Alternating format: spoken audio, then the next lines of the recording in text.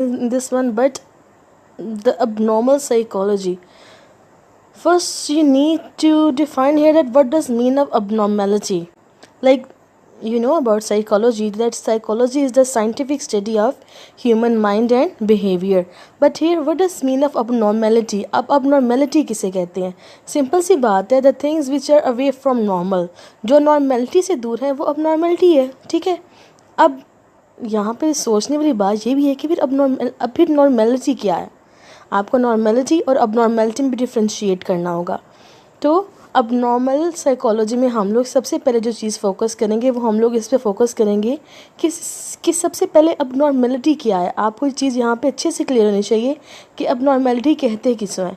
अगर आपको abnormality clear हो गया तो फिर आपको अबनॉर्मल साइकोलॉजी की मेन थीम समझ आ जाएगी कि बेसिकली इस सब्जेक्ट में, इस कोर्स में हम लोगों ने किस चीज़ों पे फोकस करना है. ठीक है. तो सबसे पहले हम लोग अबनॉर्मेलिटी पे बात करते हैं कि हम लोग कैसे डिफ़ाइन करते हैं कि वे पर्सन इज़ अबनॉर्मल और नॉर्मल. ठीक है. तो इसकी डेफिनेशन बताएं कि what is the definition. The scientifiक study of abnormal behavior in order to describe, predict, explain and change abnormal patterns of functioning. Like functioning, यहाँ पे उसकी फंक्शनिंग इंपॉर्टेंट है. एक इंडिविजुअल एक प्रॉपर फंक्शनिंग कर रहा है, आप उसमें सडन चेंज देखते हैं कि उसकी एकदम से फंक्शनिंग चेंज होगी और कुछ वो अब नॉर्मली फंक्शनिंग कर रहे हैं या मैल अडेप्टिव फंक्शनिंग कर रहे हैं या वो रूटीन से हट के कुछ चीज़ें शो कर रहे हैं, तो हम लोग कह सकते हैं कि हाँ, इस बंदे की फंक्शनिंग डिस्टर्ब हो रही है. ठीक है. तो हम लोगों ने उसके पैटर्न ऑफ फंक्शनिंग को देखना है कि वो किस तरह से रिएक्ट कर रहा है, किस तरह से बिहेव कर रहा है, किस तरह से चीज़ों को सोच रहा है. अगर उसकी आप डेली लाइफ में उसकी डेली फंक्शनिंग को आप डिस्टर्ब होते हुए देखो, हर चीज़ को डिस्टर्ब होते हुए देखो, तो आप इस चीज़ को एनालाइज कर सकते हैं कि हाँ, इस बंदे की फंक्शनिंग डिस्टर्ब है. तो पहली बात तो ये हो गई. ठीक है. इसकी एक और डेफिनेशन उस पर चलें. Abnormal psychology is the study of human behavior that differ from the norms in significant way. Very important point here कि that differ from the norms in a significant way. कि वो जो बंदा है, वो जो इंडिविजुअल है, जो abnormality में जिसको आप देख रहे हो, कंपल्सरी है कि वो बंदा अपने नॉर्म्स को फॉलो ना कर रहा हो. अब नॉर्म्स क्या हैं? नॉर्म्स हमारे कल्चर की रिवायात हैं, कुछ लॉज हैं, कुछ रूल्स हैं कि जिसको हमने फॉलो करना ही करना है. ठीक है. अगर आप देखते हैं कि एक ऐसा इंसान जो अपने नॉर्म्स को फॉलो नहीं कर रहा, उसको निगलेक्ट कर रहा है, उसको डिसोबे कर रहा है, तो आप इस चीज़ को क्लियर कर सकते हो, इस चीज़ को आइडेंटिफाई कर सकते हो कि हाँ, इस बंदे में कुछ अबनॉर्मेलिटी के सिम्टम्स आ रहे हैं. The field studies that causes and manifestations of habits, behavior, thoughts or basic drives that are different from others. Like, अब ये सब चीज़ें आपने नोट डाउन करनी है कि बाकी नॉर्मल लोगों से मुख्तलिफ होंगी. फॉर एग्जांपल, अगर एक ग्रुप में लोग बैठे हैं, 7 to 8 पीपल हैं, तो वहाँ पे जो एक इंसान जो इन 7-8 लोगों से मुख्तलिफ बिहेव कर रहा है, तो आपने चेक करना है कि अगर मुख्तलिफ बिहेव कर रहा है तो क्यों बिहेव कर रहा है. और फिर वो जो डिफरेंट चीज़ें हैं जो उसकी मैल अडेप्टिव फंक्शनिंग है उसको आपने फोकस करना है. ठीक है. And typically result is significant impairment in life functioning. फिर आहिस्ता आहिस्ता आप देखते हैं कि जो उसकी वो जो चीज़ें थी कि वो सबसे अलग से बिहेव कर रहे हैं, आहिस्ता आहिस्ता हम लोगों को उसमें नुमायाँ डिफरेंस नज़र आने लग जाता है. उसकी फंक्शनिंग में इम्पेयरमेंट नज़र आने लग जाती है. लाइक उसकी डेली रूटीन में, उसकी हैबिट्स में, उसकी थिंकिंग में, उसकी इमोशंस में हम लोगों को इम्पेयरमेंट नज़र आती है. लाइक वो बंदा नॉर्मली बिहेव नहीं कर रहा होता. हम नहीं कह सकते वो बंदा किस तरह से किस टाइम पर रिएक्ट कर दे, वो बंदा किस तरह से बात कर दे, वो बंदा किस तरह से कोई भी चीज़ एक्सप्रेस कर दे. लाइक ये बंदे अनप्रडिक्टेबल होते हैं, हम इनको प्रेडिक्ट नहीं कर पाते हैं. अब नॉर्मेलिटी है ना, नॉर्मल लोगों को हमें पता होता है कि लाइक इस टाइम पे इस तरह से बिहेव कर सकते हैं, इस टाइम पे इस तरह से बिहेव कर सकते हैं. ओके फाइन, तो हम लोग ईजी हैं. लेकिन अगर अब नॉर्मेलिटी है तो हम लोग नहीं कह सकते ये बंदा किस टाइम पे किस तरह से रिएक्ट करेगा या किस तरह से बिहेव करेगा. ठीक है. तो हमने उसके नॉर्म्स देखने हैं, उसकी हम लोगों ने फंक्शनिंग देखनी है कि वो बंदा क्या अपने नॉर्म्स को फॉलो कर रहा है, क्या उस बंदे की फंक्शनिंग नॉर्मल है, क्या उसमें इस तरह की कोई एरर्स तो नहीं है. ठीक है. अब नेक्स्ट स्लाइड पे चलते हैं. डिविएशन फ्रॉम नॉर्म्स, उसी पॉइंट को हाईलाइट कर रहे हैं यहाँ पे. Statistical criteria can be applied to emotions, thoughts and behaviour. अब वो कहते हैं कि आप स्टैटिस्टिकल क्राइटेरिया लाइक आप ग्राफ बना लें, आप कर्व बना लें, आप उसमें चेक करें कि वो उसका बिहेवियर कैसा है, वो एवरेजली कैसा बिहेव कर रहा है, उसके इमोशंस किस तरह से वर्कआउट कर रहे हैं, उसकी थॉट्स, उसका बिहेवियर किस तरह से लिंक है, किस तरह से वर्कआउट कर रहे हैं. ठीक है. When the intensity of these feelings और behaviour is either significantly higher और लो. अगर आप देखते हैं ये 3-4 चीज़ें हैं जो नॉर्मली वर्कआउट नहीं कर रही, या तो उसमें कह लें कि बहुत ज़्यादा हायर है या तो लो उसमें जा रही है रेंज, तो वहाँ पे प्रॉब्लम है. The behaviour can be categorise as abnormal. ठीक है, अब यहाँ पे एक बेल कर्व की एग्जांपल माइंड में रखिए। हम लोग स्टैट में एक बेल कर्व बनाते हैं, ठीक है। हम कहते हैं जो कर्व के अंदर अंदर लोग हैं ना, जो अंदर अंदर सारे डाटा आ रहा है, जो एवरेज पीपल हैं वो सारे नॉर्मल हैं। अब जो सारे एक्सट्रीम पे जा रहे हैं, उसकी टेल्स पे जा रहे हैं, पॉजिटिव नेगेटिव दोनों साइड पे जा रहे हैं, हम कहते हैं वो अबनॉर्मेलिटी में जा रहे हैं। वो ये बात यहाँ पे करना चाह रहे हैं कि आपने चेक करना है कि वो अपने नॉर्म्स को डिविएट कर रहे हैं क्या। डिविएट करना मीन कहते हैं उसको ना मानना, उसको डिसोबे करना, उसको इनकार करना। तो अगर वो ऐसा कर रहे हैं, फिर आपने उनके इमोशंस, फीलिंग्स, थॉट्स को चेक करना है कि क्या वो बहुत ज़्यादा कह लें कि सिग्निफिकेंटली हायर रेट तो नहीं है उनका, या सिग्निफिकेंटली लो रेट तो नहीं है उनका। आपने ये चीज़ भी चेक करनी होती है कि वहीं पे प्रॉब्लम तो नहीं आ रही है, ठीक है। नेक्स्ट स्लाइड पे आते हैं। अब वो कहते हैं इन लोगों में मैल अडेप्टिव फंक्शनिंग बहुत ज़्यादा होती है। अब मैल अडेप्टिव फंक्शनिंग क्या है, इसको देख लेते हैं। The functional affect of a person's feeling, behaviour and cognition in another important criterion. अब वो कहते हैं कि अब इंसान की फीलिंग्स डिस्टर्ब हैं, ठीक है। वो प्रॉपर वर्कआउट नहीं कर रहा, वो चीज़ों को फील नहीं कर रहा, वो महसूस नहीं कर रहा, उसको नहीं पता कि उसने किस टाइम पे किस तरह से रिएक्ट करना है, किस तरह से बिहेव करना है, किस तरह से फील करना है। अब उसके बिहेवियर में प्रॉब्लम है, लाइक उसको इस चीज़ की समझ नहीं है कि मैंने किसके सामने किस तरह से बिहेव करना है। एकदम से वो शाउट करने लग जाते हैं, एकदम से वो खुद को मारने लग जाते हैं। And cognition is another important criterion, कि लाइक उसकी कॉग्निशन में बहुत ज़्यादा डिस्टर्बेंस हो सकती है। अब कॉग्निशन किसे कहते हैं, कॉग्निशन हम लोग कहते हैं मेंटल फ्रेमवर्क को, चीज़ों की रीजनिंग करने को, चीज़ों को समझने को हम कहते हैं, ठीक है। हम लोगों को उसमें नुमाया प्रॉब्लम नज़र आ सकती है, ठीक है। वेदर और not a psychological condition is abnormal. तो कहते हैं मैल अडेप्टिव फंक्शनिंग में आपने यही चीज़ें देखनी होती हैं कि क्या उनकी फीलिंग्स में, उनके बिहेवियर में, उनकी कॉग्निशन में कोई इम्पेयरमेंट आपको नज़र आ रही है, कोई प्रॉब्लम नज़र आ रही है। क्या आप फील कर रहे हैं कि वो, क्या आप चीज़ को ऑब्जर्व कर रहे हैं कि वो बंदा प्रॉपर फीलिंग को फील नहीं कर पा रहा, उसका बिहेवियर नॉर्मल नहीं है, उसके बिहेवियर में प्रॉब्लम है और उसकी कॉग्निशन में भी प्रॉब्लम हो रही है। तो अगर आपको इस सब चीज़ों में प्रॉब्लम नज़र आएगी तो हाँ, आप लोग कह सकते हैं कि हाँ, इसकी मैल अडेप्टिव फंक्शनिंग डेवलप हो रही है, जो कि इसको अबनॉर्मेलिटी की तरफ लेके जा रही है, ठीक है। यहाँ पे चीज़ क्लियर हो गई है। नेक्स्ट स्लाइड पे चलें। अब वो कह रहे हैं डिस्ट्रेस एंड डिस्कम्फर्ट, बड़े इंपॉर्टेंट पॉइंट हैं कि अब जो भी इंसान अब नॉर्मेलिटी की तरफ जा रहा है उसमें ये चीज़ें लाजमी होती हैं, उसमें सिम्टम्स लाजमी होते हैं। अब डिस्ट्रेस एंड डिस्कम्फर्ट क्या है जी, when a psychological condition causes significant personal distress.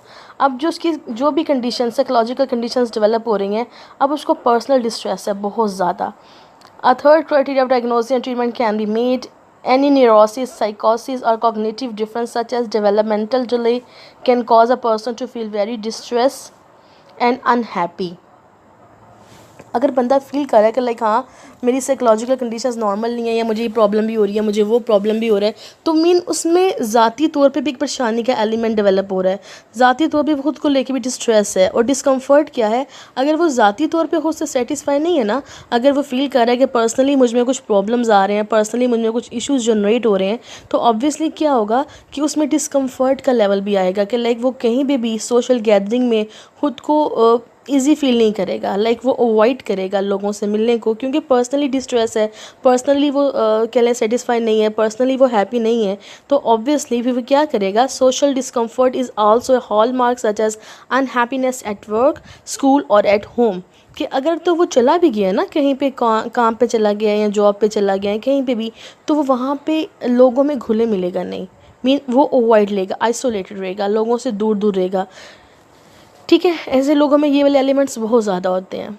Like पहली बात तो ये होगी वो उनकी नॉर्म्स के वो नॉर्म्स को फॉलो नहीं कर रहे, उनकी फंक्शनिंग नॉर्मल नहीं है, इसलिए उनको नहीं पता कि हमने किस तरह से किस टाइम पे कौन से नॉर्म्स को फॉलो करना है और कौन से नॉर्म्स को फॉलो नहीं करना। दूसरी बात मैंने आपको बताई कि इन लोगों में मैल अडेप्टिव फंक्शनिंग होती है, कि इनको नहीं पता चल रहा होता कि हमने किस तरह से किस टाइम पर अपने इमोशंस या फीलिंग्स को एक्सप्रेस करना है, अपनी कॉग्निशन को किस तरह से वर्कआउट में लेके आना है, ठीक है।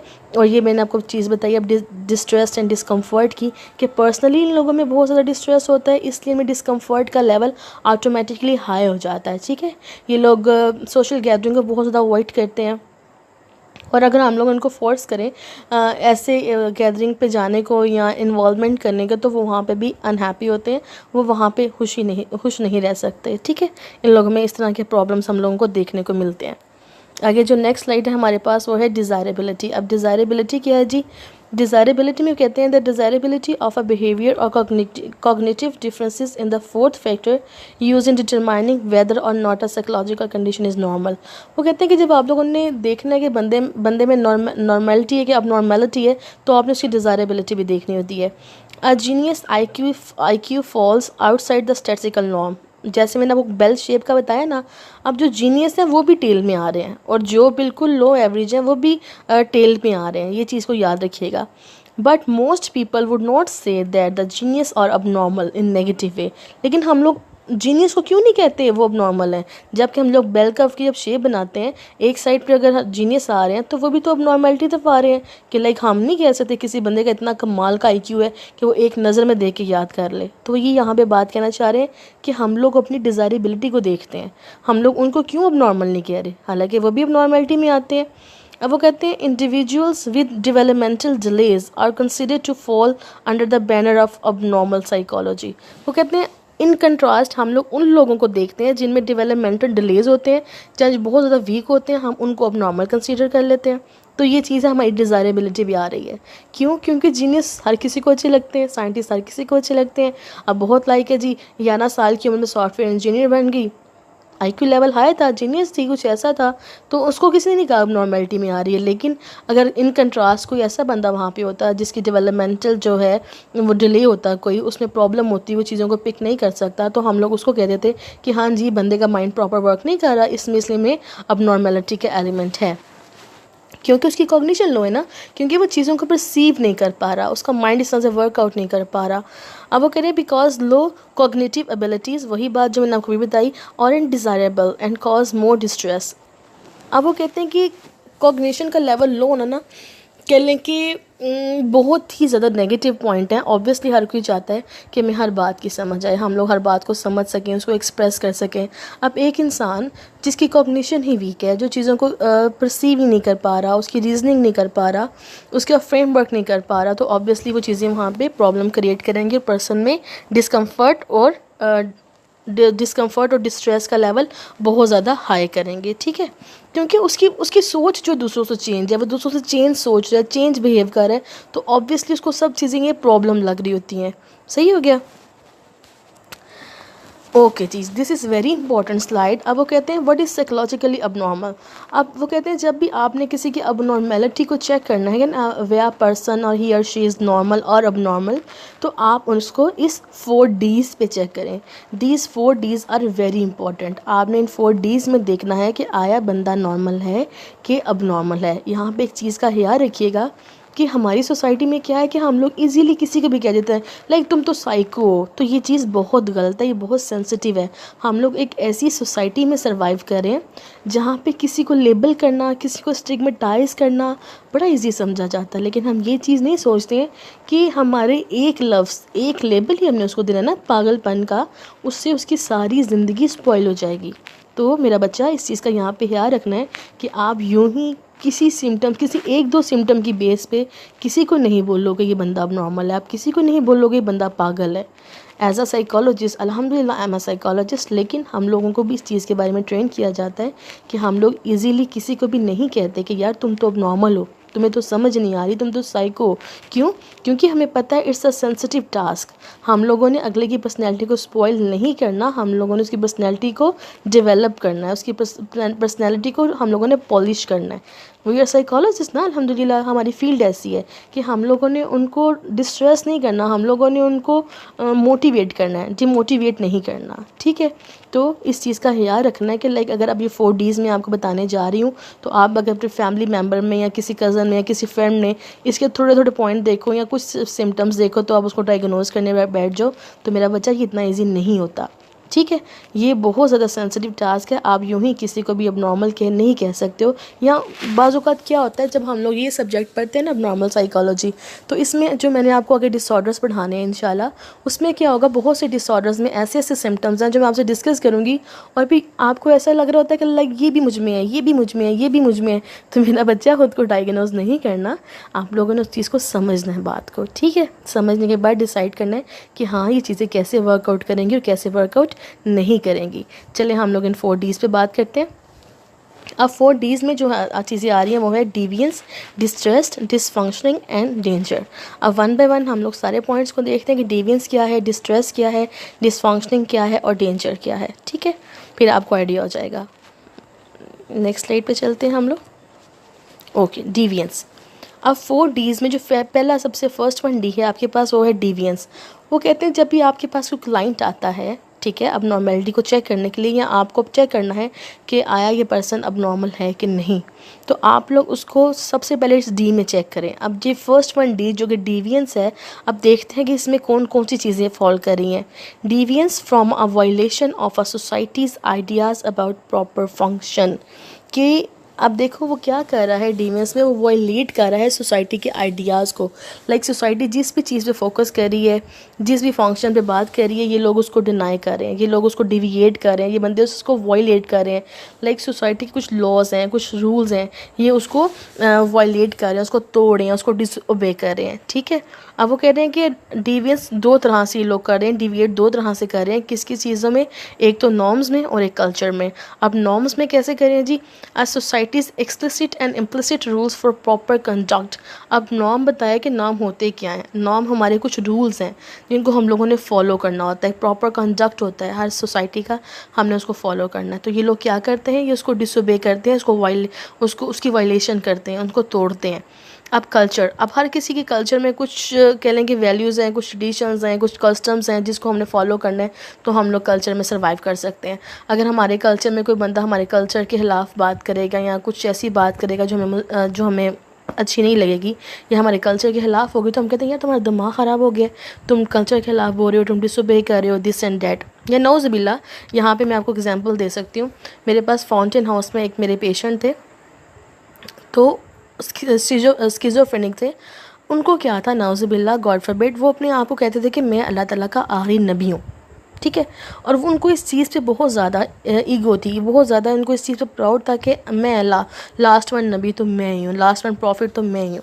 ठीक है, अब ये क्या था कि वो बात है जो कि हमारी रिलीजन में बात समझ में नहीं आती, क्योंकि एज़ अ मुस्लिम अल्हम्दुलिल्लाह एज़ अ मुस्लिम हम लोगों को पता है कि हमारे नबी हज़रत मोहम्मद सल्लल्लाहु अलैहि वसल्लम आखिरी हैं, उनके बाद कोई नबी नहीं आएगा। तो जब एक बंदा आपके सामने इस किस्म की बात कर रहा है, इस किस्म की स्टेटमेंट दे रहा है, और फिर आपको बता रहा है कि रात में अल्लाह ताला मेरे हाथ में आएंगे, उन्होंने प्लान किया, उन्होंने मुझसे बात किया, मुझसे मशवरा किया, वो ये कुछ होने वाला, ये कुछ होने वाला, नौज़ुबिल्लाह, इस किस्म की स्टेटमेंट होती थी उस मेरे क्लाइंट की। तो मैं जस्ट एग्जांपल दे रही हूँ आप लोगों को कि वो इस तरह से वॉयलेट कर रहे हैं, इस तरह की बातें कर रहे हैं, इस तरह से कल्चर को डिसोबे कर रहे हैं। तो फिर आप लोग इस चीज़ को जान सकते हो कि जो चीज़ें इस चीज़ को डिविएट कर रहे हैं, डिविएंस आ रहा है, वो अब नॉर्मेलिटी की तरफ जा रही हैं। क्योंकि हम लोगों को पता है कि ये एक हकीकत है कि अल्लाह ताला के आखिरी नबी हज़रत मोहम्मद सल्लल्लाहु अलैहि वसल्लम है। अब वो बंदा अगर बार बार इस बात पे क्लेम कर रहा है तो क्यों कर रहा है, हम लोगों ने उस पर नोटिस तो करना है, उस पर बात तो करनी है। अब मैं आपको बताऊँ कि जब इस किस्म की थिंकिंग उनकी डिवेलप हो जाती है ना, इस किस्म की स्टेटमेंट जब वो लोग देते हैं, तो उसमें इंतहाई रिजिडिटी होती है, लाइक फ्लेक्सिबिलिटी का एलिमेंट नहीं होता। वो लोग अपनी बात से हटते नहीं हैं, वो कहते हैं जी जो हमने कह दिया वो हमने कह दिया, कि हम अल्लाह के नबी हैं तो हैं। तो लाइक इन लोगों से बात करना या इन लोगों की स्टेटमेंट को या थॉट्स को क्रैक करना बहुत डिफ़िकल्ट होता है। बेसिकली आपने मैंने एग्जांपल आपको यही देनी थी यहाँ पे कि डिविएट या डिविएंस किस तरह से आ सकता है। Include a valuational aspect which varies from culture to culture. वही बात है कि कल्चर टू कल्चर वेरी करता है। जैसे हमारे कल्चर में ये बात अगर मेरे क्लाइंट ने मुझसे की तो मुझे बड़ी नागवार गुजरी। अब यही बात अगर वो किसी और कल्चर में करेगा या वेस्टर्न कल्चर में करेगा तो ऑब्वियसली शायद वो इस चीज़ को बॉदर भी ना करें, क्योंकि उनको नहीं पता कि क्या इस चीज़ की वैल्यू है और क्या वैल्यू नहीं है। तो डिविएंस का पॉइंट आई होप सो आपको क्लियर हो गया। अब हम लोग सेकेंड डी पे चलते हैं। वो हमारा डी है कौन सा जी, हाँ जी। अब सेकेंड डी पे बात कर रहे हैं वो डिस्ट्रेस। अब डिस्ट्रेस में क्या है, पेन और डिस्कम्फर्ट। डिस्ट्रेस में ये है कि बंदा, पहली तो बात ये है कि बाकी सबसे अलग हो रहा है, उसके अंदर पेन का एलिमेंट है, उसके अंदर आइसोलेशन का एलिमेंट डेवलप हो रहा है, वो लोगों को अवॉइड कर रहा है, वो गैदरिंग को अवॉइड कर रहा है, वो डिस्कम्फर्ट है, उसको लोगों के अंदर बैठना अच्छा नहीं लग रहा। वो कह रहा है जी मैं अकेला जा रहा हूँ, मैं अकेला बैठना चाहता हूँ, मुझे अकेले बात करनी है। अगर वो गैदरिंग में हम उसको बैठाएंगे या वो जॉब पे जाएगा या लोगों में जाएगा, अपनी फैमिली के पास बैठेगा, तो वहाँ पे वो इजी फील नहीं करेगा। उसके अंदर बेचैनी का एलिमेंट बहुत ज़्यादा डेवलप हो जाता है, लाइक वो हर टाइम बेचैन रहते हैं, इरिटेटेड बिहेवियर होता है बहुत ज़्यादा, कि हम लोग प्रेडिक्ट नहीं कर पाते हैं, हम लोग बता नहीं पाते हैं कि ये लोग किस टाइम पे किस तरह से रिएक्ट करेंगे। ठीक है, अनप्रडिक्टेबल होते हैं।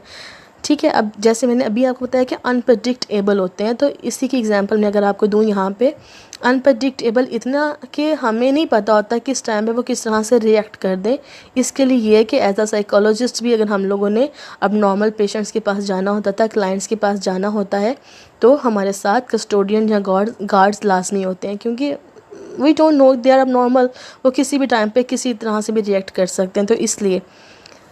ठीक है, डिस्ट्रेस के एलिमेंट भी क्लियर हो गया। उसके बाद सेकंड वन है जी आपके पास, थर्ड वन सॉरी, डिसफंक्शनल और मेल अडेप्टिव बिहेवियर।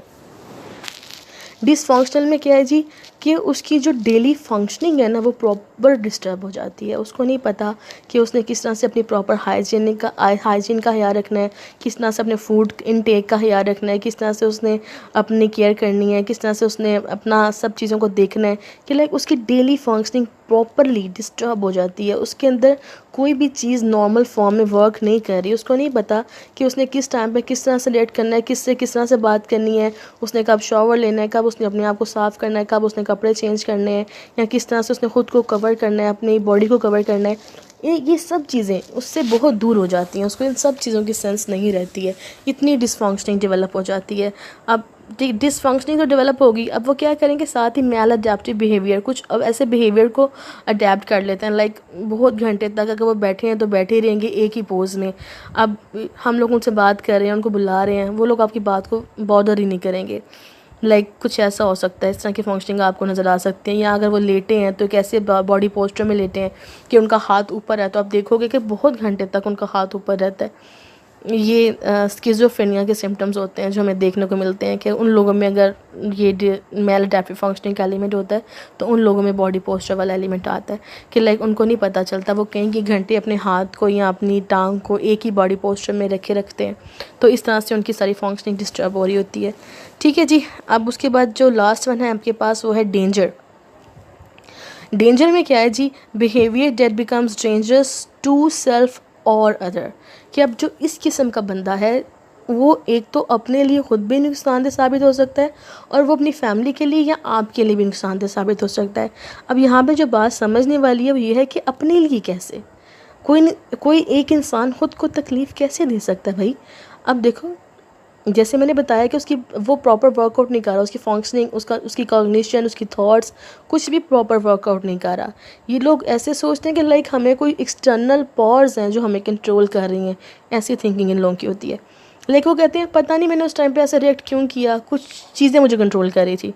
भाई अगर तुम ऐसी स्टेटमेंट दे रहे हो तो ऑब्वियसली फिर आप इस चीज़ को समझ सकते हैं कि वो लोग अपनी सेंसेस में नहीं है, तो वो किसी भी टाइम पे अपने आप को नुकसान पहुंचा सकते हैं। और अपने आप को तो नुकसान पहुंचा सकते हैं, साथ ही साथ वो दूसरों को नुकसान पहुंचा सकते हैं। वो किसी भी टाइम किसी पे भी अटैक कर सकते हैं। ठीक है, वो किसी भी टाइम किसी को मार सकते हैं, अटैक कर सकते हैं। और जब बाद में उनसे वजह पूछी जाती है कि लाइक आपने इस टाइम पे उन पर अटैक क्यों किया था, तो वो जी कहते हैं कि मुझे किसी ने आके मेरे कान में कहा था कि इस टाइम अटैक कर दो, या इसका गला पकड़ लो, या इसको मारो, ये चीज़ उठा के मार दो। तो इस तरह से इनमें डेंजर वाला एलिमेंट भी बहुत ज़्यादा डेवलप हो जाता है कि हम लोगों को, अब देखो ना, हम लोग, अगर आपने देखा होगा कि बहुत जगह, जो कि मेरे ख्याल में गलत है, ऐसे पेशेंट्स को हम लोग बांध के रखते हैं जंजीरों से या चेन से, किसी भी चीज़ से। लेकिन आई थिंक सो ये रॉन्ग है, लेकिन हम लोग ऐसा करते हैं। तो क्यों करते हैं भाई?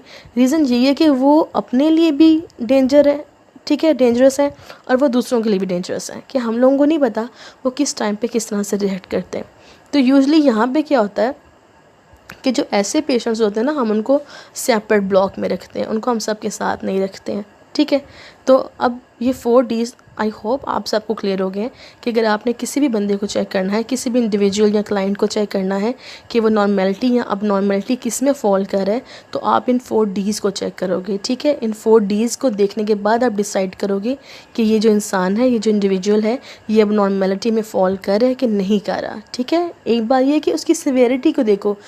कुछ कह सकते हैं कुछ 1-2 सिम्टम्स सब लोगों में आते हैं। अगर हम लोग टेंशन में तो हम लोग ऐसे सिम्टम्स शो कर सकते हैं, लेकिन आपने उसकी सिवियरिटी को देखना है, उसकी शिद्दत को देखना है, आपने उसकी ड्यूरेशन को देखना है। ठीक है, आप लोगों ने उसके माइनर सिम्टम्स की बेस पे डिसाइड नहीं करना मेरा बच्चा कि बंदा अब नॉर्मल है। आपने उसके सिम्टम्स को देखना है, सिवियरिटी को देखना है। उसके बाद अगेन वही बात बोलूँगी कि very sensitive it's a very sensitive task कि आप किसी की पर्सनैलिटी को लेबल करने जा रहे हो साइको के साथ या अबनॉर्मेलिटी के साथ, जो कि बहुत ही रिस्पॉन्सिबिलिटी वाला काम है मेरे बेटा।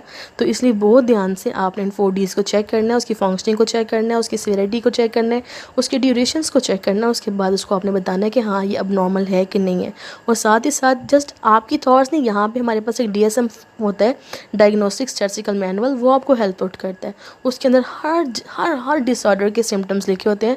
फिर आप लोग उससे हेल्प आउट लेते हो और उसके बाद डायग्नोज करते हो कि बंदा किस में फॉल कर रहा है कि नहीं कर रहा। उस पर बात हम लोग बाद में करेंगे जब डिसऑर्डर्स पे आएंगे।